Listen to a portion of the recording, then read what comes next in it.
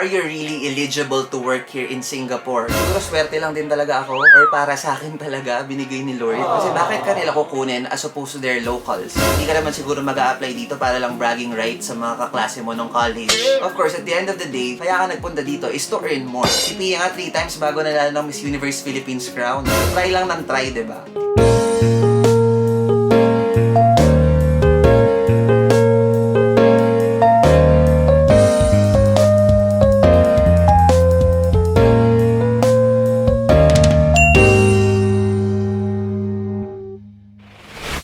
Guys, it's me Red and I hope you're ready for another video. For today, finally, ang daming request ito ever since I started working here in Singapore. And I know, lagi ako nagpa-promise na gagawa natin ng time, nag-film tayo ng mga gantong klaseng videos. And I'm sorry kung lagi lang namumove. This is way long overdue. Pero eto na nga, finally gagawin na natin. In today's video, I will be sharing with you how I landed a job here in Singapore. And this will be the first installment sa OFW series wherein I will share with you my personal stories and some tips para sa inyo ng mga interested din maghanap ng work dito sa Singapore. So as a debut, I thought I'd share with you first yung aking personal experience and kung paano nga ba ako nag-land ng job dito sa Singapore. But first things first, if you're new here to my channel, I am a Filipino OFW here in Singapore and I do a lot of content. Meron tayong travel, shopping videos, we have food-related, mga mukbang, cookbang, and other videos dito sa channel ko. So if you're interested in those kind of content, do consider subscribing to be part of the #Red Squad. For today, I will stick dun sa topic kung paano ba ako nag-land ng job dito sa Singapore.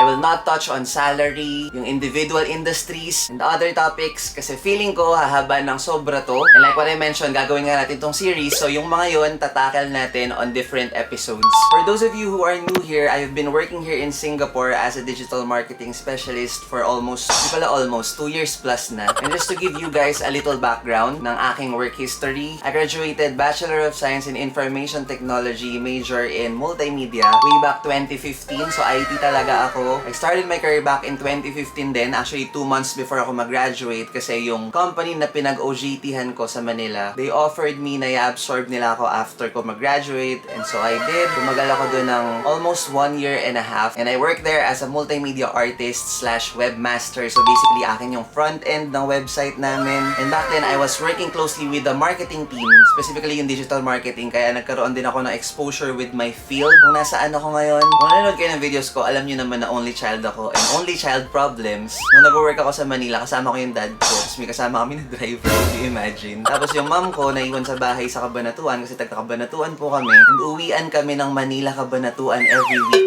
So you can just imagine kung paano yung pagod. Tapos every weekend, walang gagawin yung mom ko kundi i-convince ako na umuwi na ng Cabanatuan, doon na lang mag-work. So after almost 2 years nga, I decided to finally pagbigyan na yung mami ko at mag-resign doon sa aking first job. Medyo sakto naman kasi back then I had a friend who invited me to start a travel agency business. So yung konting naipon ko sa first job ko, yun yung ininvest ko dun sa business namin. And medyo nag-boom siya actually. Medyo nakaka-proud din kasi dun ko kinuha yung pinambili ko nung car ko sa Philippines. And I have to give credit kay Ben din kasi nung time talaga na yun, sobrang sipag ni Ben na mag-drive Manila, Pampanga, Cabanatuan. So lahat ng hindi magiging possible din kung wala si Ben at the time. So thank you, Ben. So I would say it was a good decision naman. Naging self-sufficient naman ako at the time. Until yung mom ko yung nagsabi sa akin na ba't ayaw mo mag-work ulit? Kasi nga si Ben, diba, sa Clark siya nakabase. So sabi niya, gusto mo bang itry na mag-start ng career doon sa Pampanga? Which I did. So yung mga nangyari na yun, naka-vlog naman na yun. So nung naghanap ako ng work sa Clark, I had zero professional experience sa digital marketing. Nag-work ako closely with digital marketing team dun sa previous work ko, and nung nag-start ako ng travel agency business, ako lahat. So I had to teach myself marketing basics,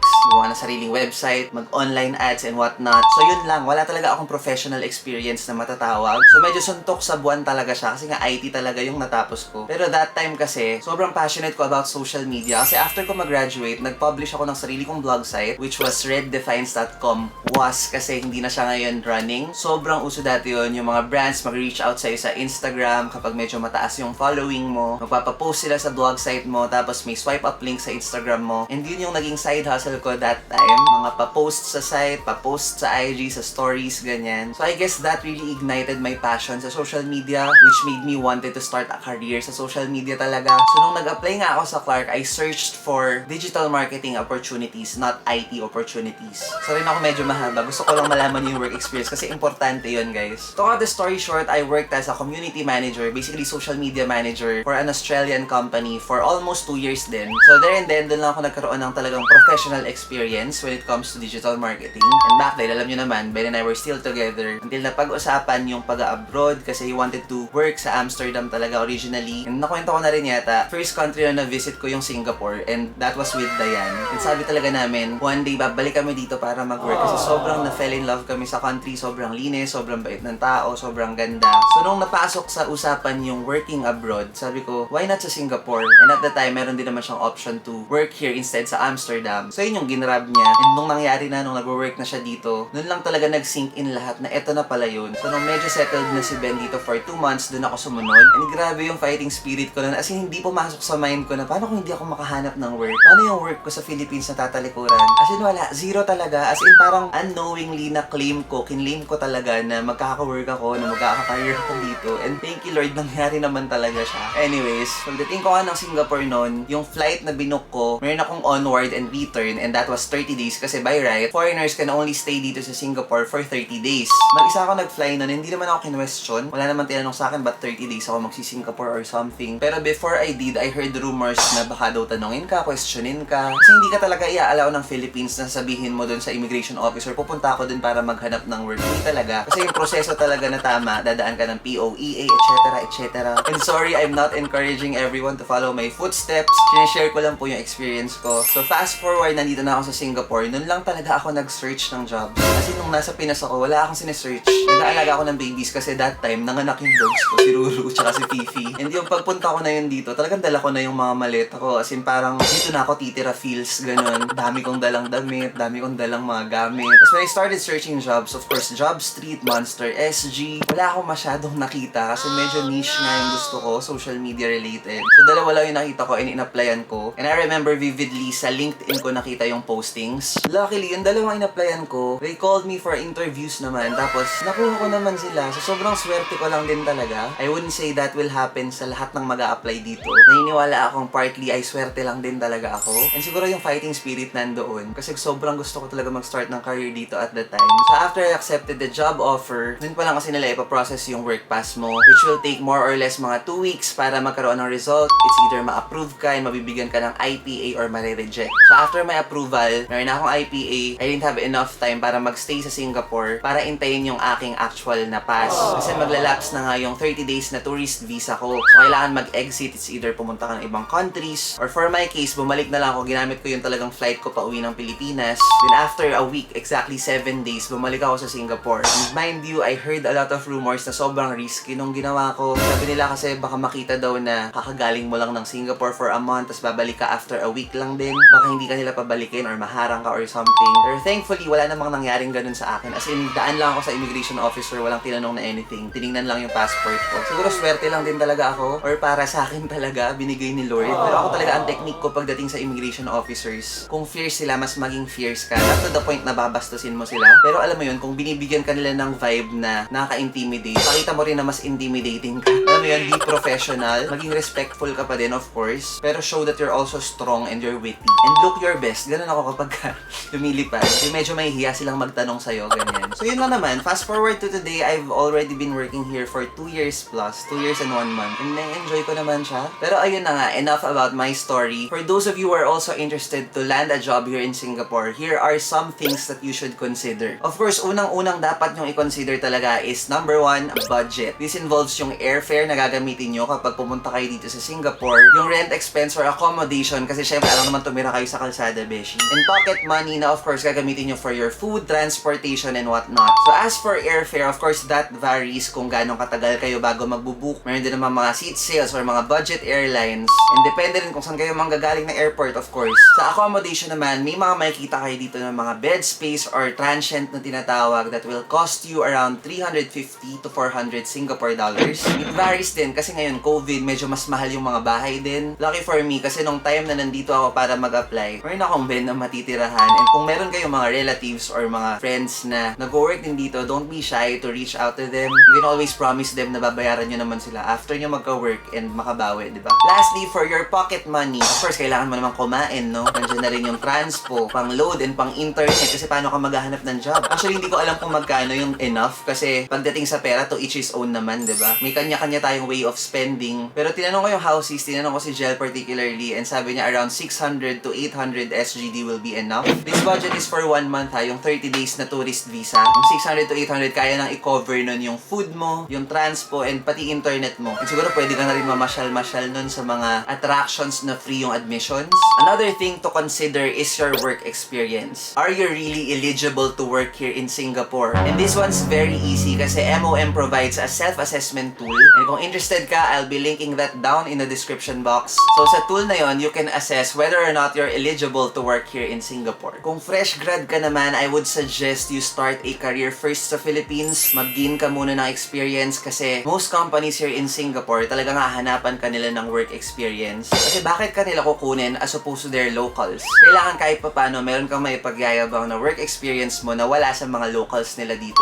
Another thing to consider is yung quota na tinatawag ng companies. Kasi may limit lang yung foreign workers sa isang company. Sa services sector, dapat 10% lang ng total na employees nila, 20% sa manufacturing sector, and for the rest, 18%.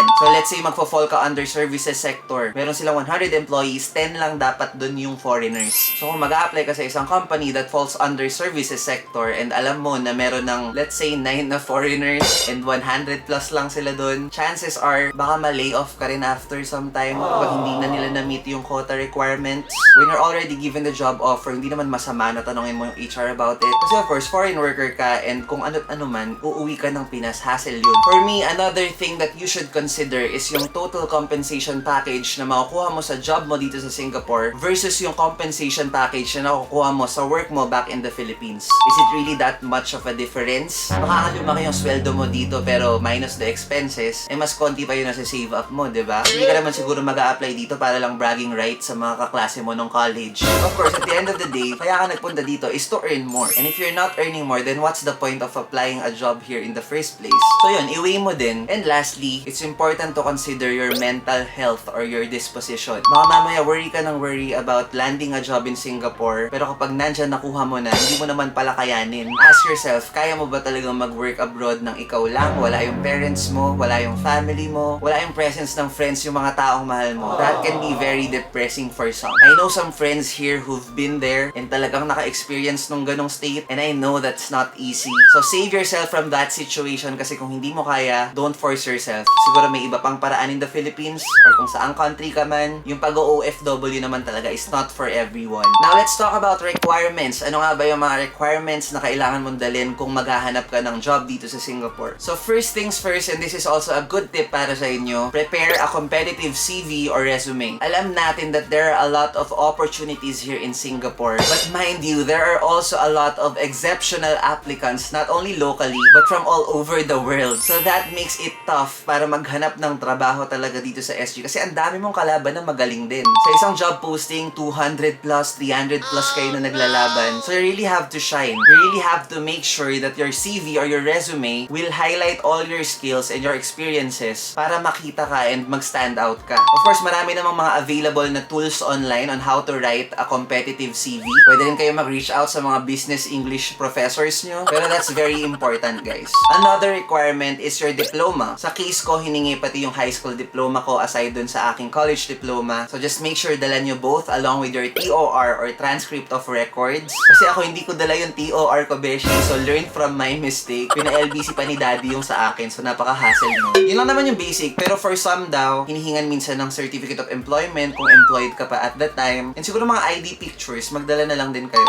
You know guys, working alone is never that easy. So you can just imagine what more kung nasa foreign country ka na wala yung presence ng mga taong mahal mo. It really can be very difficult. So for me, it's really vital that you have a strong support system. Nung time ko, it was Ben and my parents. They really supported me. Like kung ka-video call yung parents ko, they were pushing me. They really believed in me. And kinlaim na talaga nila na magkaka-work ako dito sa Singapore. And at the same time, they assured me that they will still welcome me back in the Philippines ng open arms talaga. talaga. It's really a must na meron kang strong support system from the people around you, kahit virtual lang. Kasi when tough times hit you, madaling mag-crumble kapag mag-isa ka, lalo na't nasa foreign country ka. Another tip is of course, be resilient. It may sound a bit cliche if you will, pero sobrang totoo naman talaga. Not just in finding work, in life in general, it's very important to be resilient. Siguro yung first few applications na isa-send mo, hindi nila papansinin. Pero malay mo yung next one, diba? Yun na pala yung mag-o-offer sa'yo. So just because you faced rejections doesn't mean it's not for you. You can always try and try again. IKEA nga 3 times bago nanalo ng Miss Universe Philippines crown. So try lang ng try, diba?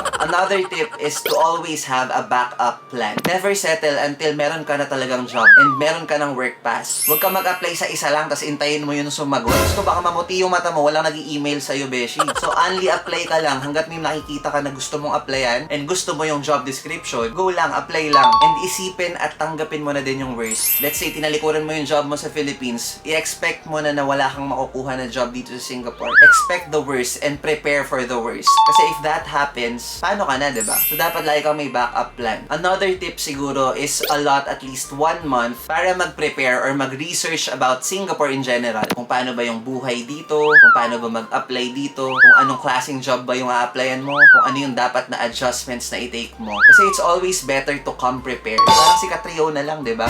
Sure win nung lumaban ng Miss Universe. Since ite-take mo na lang din yung decision to work abroad, make sure na best foot forward ka lagi and talagang prepared ka sa lahat ng mga challenges na pwede mong i-face. And siguro for my last tip sa inyo, don't just focus on those digits after the dollar sign. Siguro sabihin nyo, ang hypocrite naman, kaya ka nga nag-abroad para kumita ng mas malaki. Pero trust me, it's never about the money. I-check nyo yung buong JD, research about the company kapag may offer na sa inyo, and make sure that you are 200% ready and game doon sa job na papasukin mo. Consider your passion. Kasi at the end of the day, if you're not passionate about what you're doing, about your job, mapapagod ka lang. And I don't think it's a good idea na mag-experiment sa ibang bansa kasi sayang. Kung uwi ka lang din pala ng pinasayang lang yung mga ginastos mo, diba? So pag-isipan mo muna ng 100 times and kapag ka yes na yes ka na talaga, dun mo i-take yung decision. So yun lang naman, if you're someone who is currently looking for a job here in Singapore or kung sa ibang bansa man yan, or kung nanood ka lang and you're just interested to work abroad, I wish you all the best. Good luck po sa inyong journey, and if you have any questions regarding to this topic, working here in Singapore, working abroad and whatnot, do comment them down below and itatry kong sagutin yan sa mga future episodes natin relating to this topic. So ayun lang naman, I hope you enjoyed this and I hope this was helpful for you. Don't forget to like this video and i-share nyo na rin sa mga friends nyo, especially dun sa mga naghahanap ng work abroad or sa mga gustong mag-Singapore. If you're newer to my channel, again, please consider subscribing to be part of the